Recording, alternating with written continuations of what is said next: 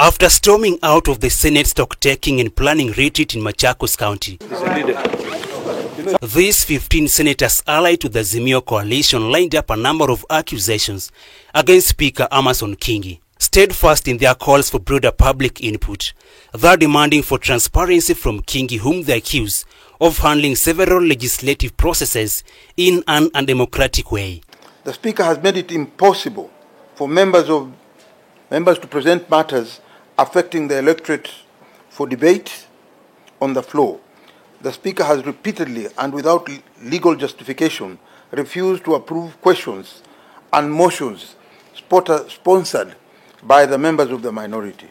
This is part of the reason we saw no point of participating in today's retreat, when it is clear this pattern will continue in this session. The dissenting senators hit at Kingi for allegedly stifling minority senators from debating freely on the floor of the House. This comes even as the House is expected to debate and vote on the affordable housing bill, which they say is set to draw back on devolution. There is a crisis in this country. We are the upper house.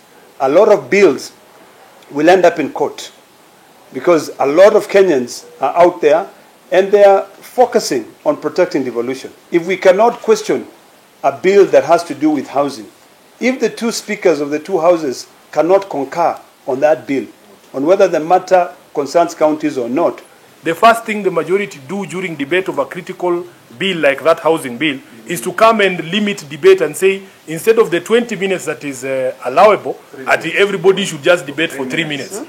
And they are just waiting to vote. The controversial bill witnessed a smooth run at the National Assembly, where a total of 141 MPs voted for its implementation, with only 48 voting against it.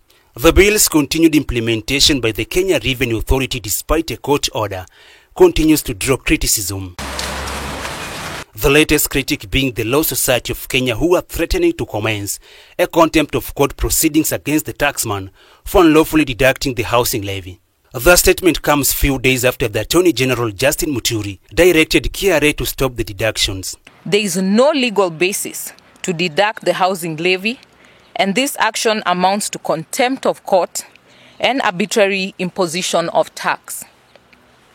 The Law Society of Kenya shall immediately commence contempt of court proceedings against the Commissioner General of the Kenya Revenue Authority, as well as against all accounting officers and employers who have unlawfully deducted the housing levy. It's a reprieve for the government, however, after the High Court today dismissed a petition challenging the Affordable Housing Bill 2023, saying there was adequate public participation before it was passed.